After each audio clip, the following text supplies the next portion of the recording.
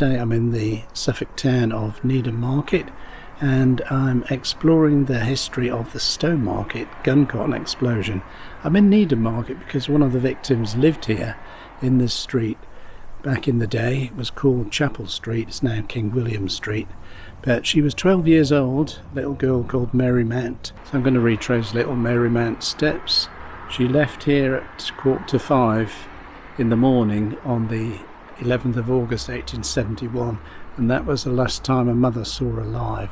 And this is the story of Mary Mant and the Stowmarket Guncotton Explosion. In the year of our Lord 1871, the 11th of August, a Friday had newly begun. The cockerel crowed loud for the day to begin. The workers were up, the rich lying in, the night in retreat, making way for the rise of the sun. It was hard for the poor to keep firm at his warm clothes and fed. As soon as the children could labour, then many were sent to factories and fields to earn a few bob. Young Mary was 12, pulp pulling the job. At the Guncotton factory in Stowmarket daily she went. 12 hours of work and 3 shillings a week was her pay. With walking to work and then back, well, it made a long day. From Needham to Stow, it was 2.5 miles, along by the river, past fields over stiles. At 4:45 in the morning, she'd be on her way. Her mother, 3 sisters, 1 brother, all waved her goodbye. On that beautiful morning that started like others gone by. The kingfisher dived, the summer bird sang. She walked as she smiled at the flowers, then ran past fields full of sugar beet, barley and wheat and the rye. So what a lot of people don't know is that little Mary Mant is mentioned. Her name is in 2 secret places in Stowmarket, and towards the end of this journey we're going to find those 2 places, but they're at the far end of the walk. One of the things a lot of people want to ask when they first hear about the Guncotton explosion is, what the heck is Guncotton? We've heard of gunpowder, we've heard of gunshot, but what the heck is Guncotton? Well, I popped over to our local museum and had a chat with Hannah Salmon, who's the secretary of Stowmarket Local History Group. So, Guncotton is, it's like gunpowder, but it's made on a cotton, so it's called nitrocellulose, and it's meant to be, at the time, a more safe way of producing explosives that were easier to transport and with a slightly more better explosive power. Guncotton is safe if it's wet. When it's dry is where the problems come. So if especially if it's confined and then the temperatures increase, which is what happens in Stowmarket. If it's pure, no problems. They spent a lot of time at the coroner's inquest debating the purity of Guncotton. To the conclusion was there was too much acid in it, and with the extremely high temperatures of August, the exploding point came down, and that's what caused the simultaneous explosion of 3 magazines. There was a novel written that has the Stowmarket Guncotton Explosion as its backdrop. I think it's a love story or something. But anyway, it's written by Clodagh Chapman, who was a local, and I discovered that my friend Claire Smith looked after Clodagh, the author of the book, towards the end of her life. I was fortunate enough to come to look after Clodagh Chapman, who wrote a novel based on the Guncotton explosion. It's kind of like a love story, but based here in Stowmarket, and it mentions a lot of key places. And the Guncotton Explosion is kind of the climax of the story, and it's about people who work there.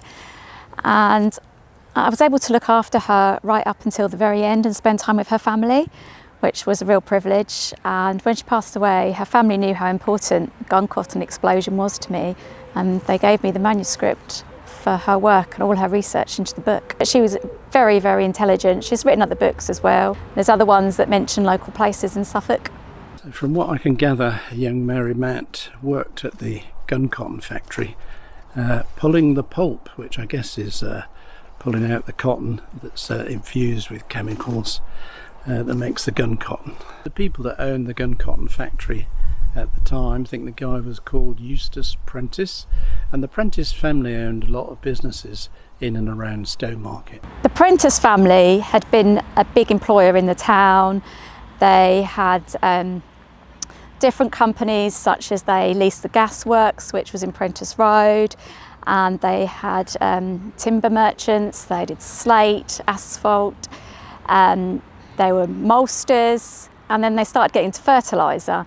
And then they found that they were producing their own acid, sulfuric acid, and they found mixed with nitrogen and then cellulose, it created an explosive. And that's how they got into creating explosives in the town. The main person I've been interested in is Mary Mount, who was just 12 years old, which is the same age as my youngest child.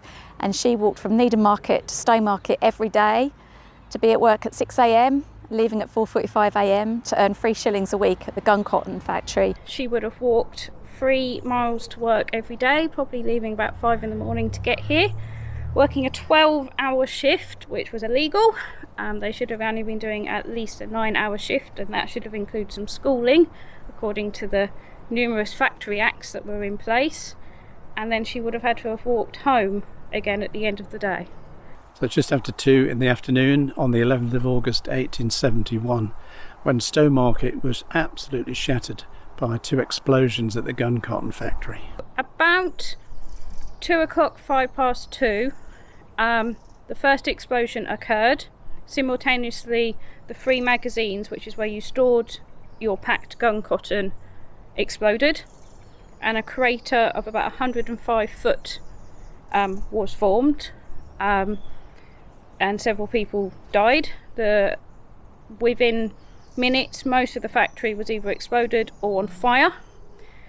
The Prentice family, so Edward Prentice and William Prentice, who were relatives of the managing director Eustace Prentice, rushed down to try and help. They, on the impression that gun cotton won't catch fire, or if it does, it doesn't explode, were trying to save some of the cartridges and gun cotton. The 2 of them are dragging and moving these boxes. One of them catches fire, and sadly there is nothing left of Edward. They cannot find him. He's described in newspapers as being shattered to atoms. And William, they find part of his leg and back, and they can only identify his leg from his boot, which his groom had polished that morning. And sadly, 28 people died, and somewhere between 50 and 72 people were injured, some of them life-changing. The disastrous explosion of gun cotton, which occurred on Friday last on the premises of the Patent Safety Gun Cotton Company, is a calamity of unusual significance. Besides the large number of killed, amounting, we believe, to 25 persons in all, there were as many as 70 maimed and injured, many of them too.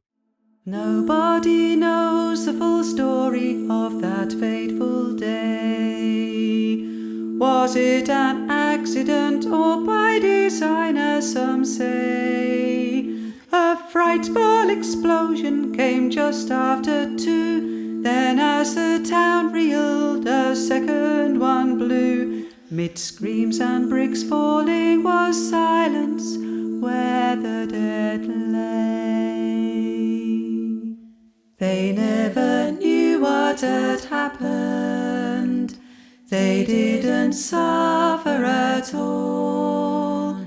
But but their lives ended there when the factory walls came down.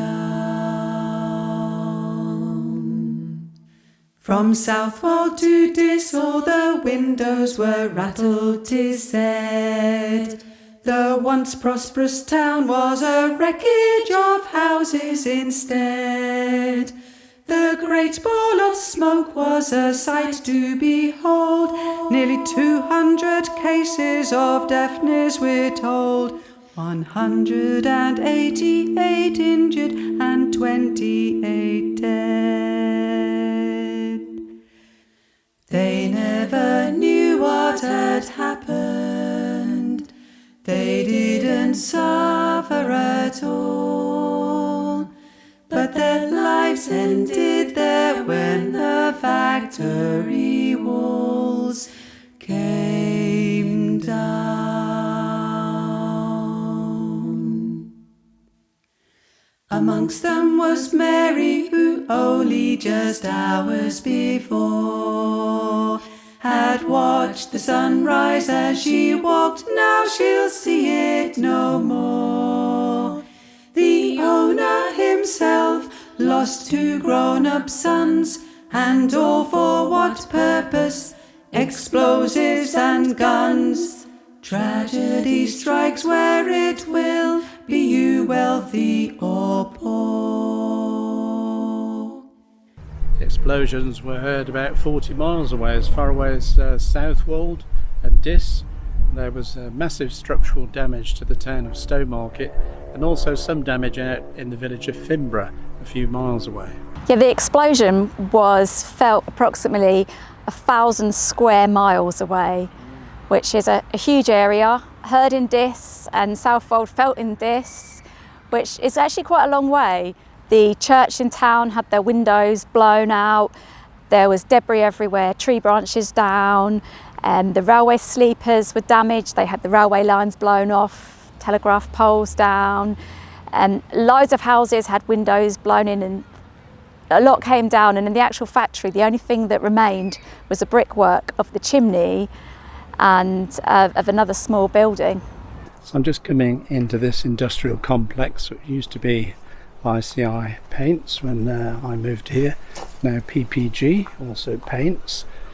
And this is probably a little bit different to when Mary Mant walked up here, but this is the area she would have walked into the factory for work at 6 o'clock in the morning. And it's hard to see the river on my left, the River Gipping, but there would have been this would have been clearer.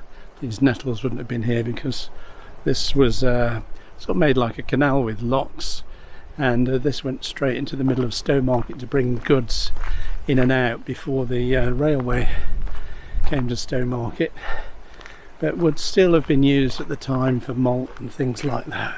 One of the incredible things, just the scale of the impact of the explosion.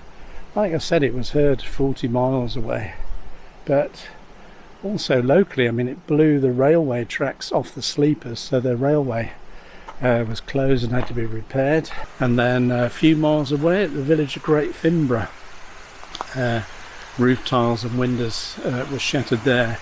But this area and the houses beyond, absolutely devastated. The whole of the town absolutely devastated by the explosions. Some people ask whereabouts could they find the place of the explosion today, but if you come down by the River Gipping, by the PPG paint factory, and you find the kind of memorial information board about the Guncotton explosion, you'll see that this bit of river I'm stood next to, the bit of the River Gipping, used to have a lock. Those buildings behind me are pretty much in the position of where the centre of the explosion was, or just beyond those buildings. And if you look at this picture here, you can actually see the old lock that I'm stood right next to, and the buildings that behind me have now replaced the destruction of the Guncotton factory. As I said, to locate it, if you come down by the River Gipping in the centre of town near the PPG factory, you'll see an information board about the Guncotton history in this town on the wall, and just beyond that is this what used to be a lock in the River Gipping to get the barges up into town. And this is kind of where the explosion was, the centre of the explosion. So as I may have mentioned, this factory complex now is owned by a company called PPG, and they took over from ICI.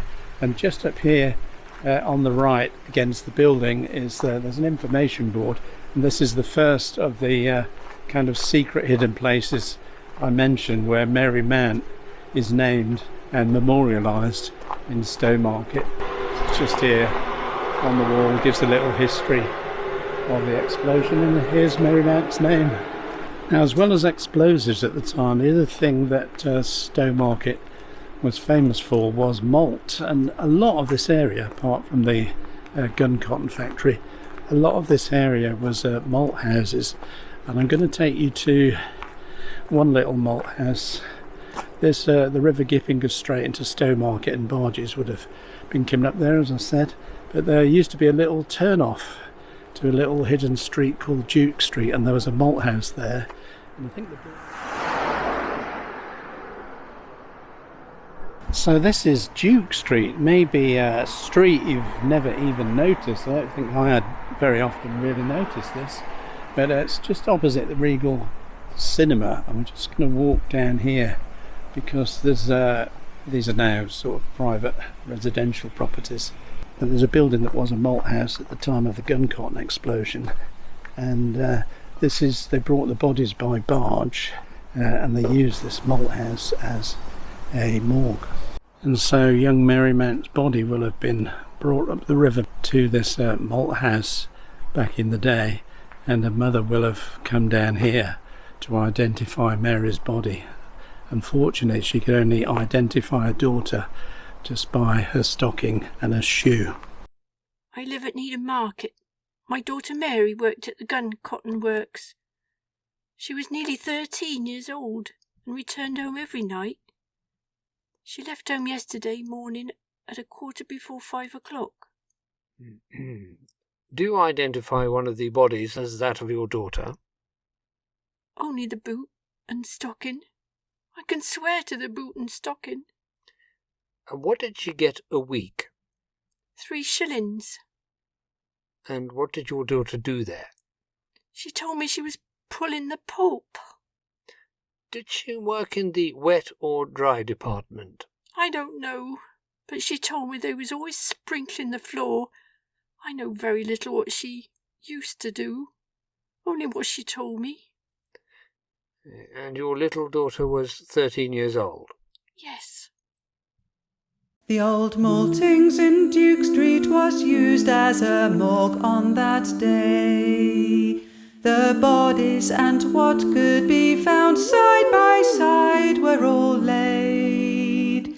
Mary Mount's mother was asked to go there to identify Mary. She said as she stared, "That boot and that stocking are hers," before turning away.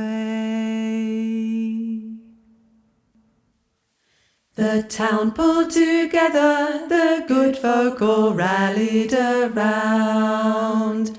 Food and beef tea and temporary shelter was found, while the men set to work mending roof slates and tiles, putting back windows shattered for miles. Then life in the town carried on. Some way from the church up the hill, the old cemetery lies. The birdsong is joyful, the trees reaching up to the sky. Plot F87 was made just to hold what was left of the victims. May God rest their souls. So I've just come to Stowmarket Old Cemetery, which is now just managed for wildlife. And there's a couple of things I want to do here. So the other secret mention and memorial to Mary Mant and the other victims is here in the old cemetery, but not a lot of people know where it is, so I'll take you there. So a couple of things just before we do that. I just want to show you where the A lot of the bodies and body parts that couldn't be identified are buried in the old cemetery. It's not actually marked, but it is just this plot here. There's no headstones. There are some headstones over there, but they're other people. But near this tree here is where most of the body parts of the Stowmarket Guncotton people were buried. I've got a little bit of film of the late Steve Williams, who was an absolute expert in all of this sort of Guncotton stuff. Near as I can get to the mass burial site of many of the parts of victims of the Guncotton explosion. They are in here, they don't know how many, but there's arms, legs, bits and pieces of body. The Guncotton explosion. Like I say, we know some of them have got their own plots, but without gravestones.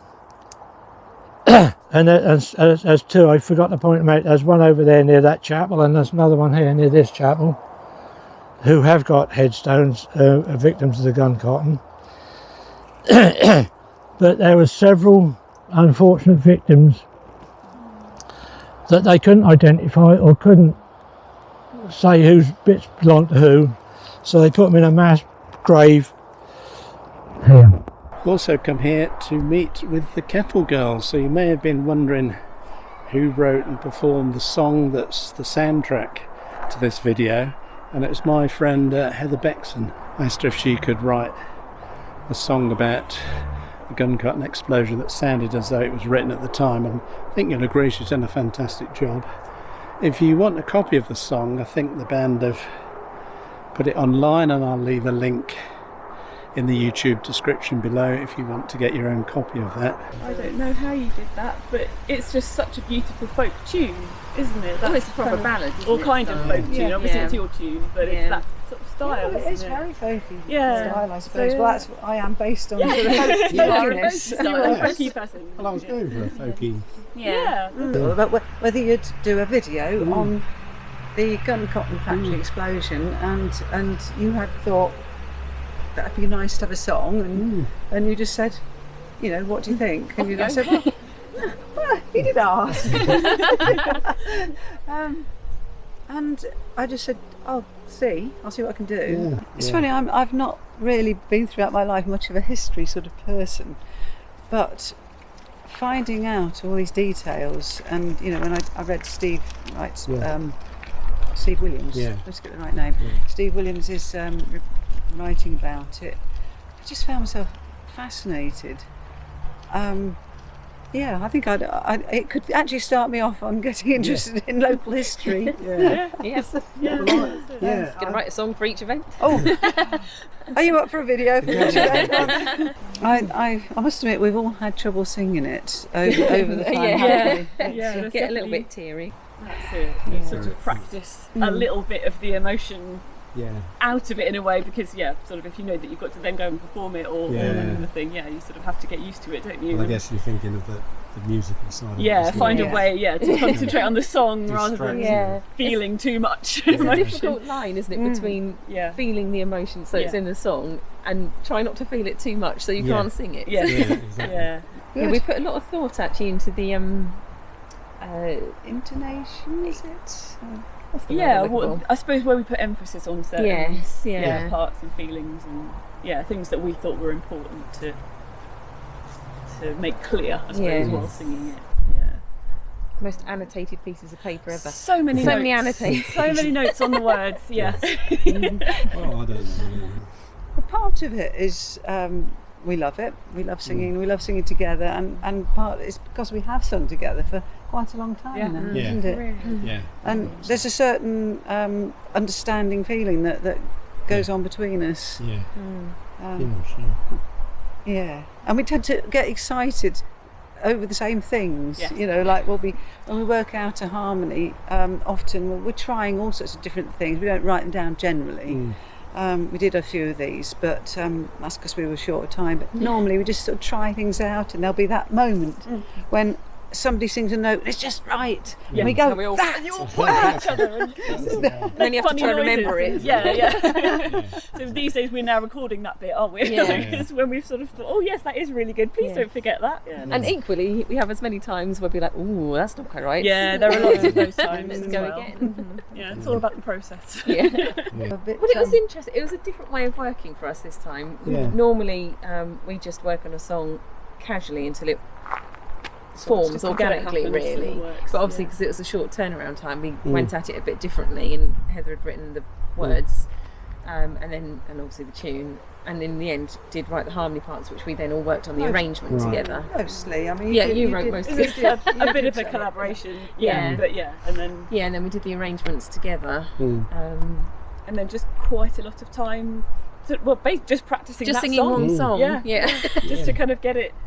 Yeah, in your brain, so like you say, when we're actually recording it, then it does sound natural. It doesn't sound like a song that we've only just come up with. Yeah, I think it was our quickest turnaround, wasn't it? Yeah. We all have our strengths. Can I just mention Gareth here? Yes, Because Gareth, who absolutely. is Jenny's husband, is just a wonderful sound engineer, and he's just so good to work with that he takes the stress out of what could be quite a difficult time, and then he produces the most amazing thing at the end of it. We might have had something to do with it, but you know, he provided the raw materials. Yes, we were there. we brought it to the table. Yes, he dealt with it And then he did his incredibly magic, well. Yeah. And then I just want to show you something else about the day of the burials here. So here's Steve Williams again talking about that day. I do apologise for the audio on this clip, but I have put some subtitles on. And then I'll show you the final memorial of Mary Mant. I forgot to mention a very important thing about the little memorial that the history group put up for the victims of the Guncotton. And there were several of them. They were trying to find relatives or ancestors who had been caught up or killed in the Guncotton explosion. And was there a memorial? No. There's only about 3 headstones to 3 of the victims. All the rest are in unmarked graves. So that's a shame. Why haven't Stowmarket got one? So from the proceeds, a few of the members of our history group who do talks will start to put all our conjoined fees that we got from doing talks to different groups to correct this oversight sort of thing. The description on the day of the funerals, they had it over 3 days. The explosion happened on a Friday. The first set of burials was on the Sunday night following.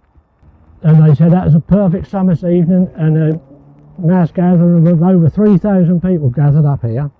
And they said every head was as a newspaper report, every head was uncovered, so all the men stood with their hats off sort of thing. And there was 2 ministers taking the services, one for the church and one for the non-conformists, you see. And they interchanged with everybody as they did each burial. There's some buried over there and some buried over here. And they said every word could be heard by all the population up here. Nobody coughed, sneezed or did anything until the whole service was gone through. And at 10 o'clock in the evening, all the services were finished and everybody dispersed. So when we had that, we arranged for Michael Eden of Stowe Parish Church and the late Leslie Ivory, that's the chap.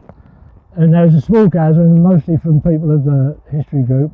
There's only about 8 or 9 people up here. It's a wet, cold February, really miserable day, complete opposite to what they described for when they had the original thing. But we stood up there and they did their little piece each service, and they mentioned all the names and all that stuff, and that's really nice and very moving, and I was really pleased to be a part of that. So just on this roundabout where the funeral cars turn round in the old cemetery, there's a little memorial. Now this was again, it was Steve Williams and the local history group raised money for this plaque to remember the victims of the Guncotton explosion, especially the ones that didn't have their own headstone. And so here it is, and we can see Mary Mant's name on here. Some way from the church up the hill, the old cemetery lies. The bird song is joyful, the trees reaching up to the sky. Plot F87 was made just to hold what was left of the victims.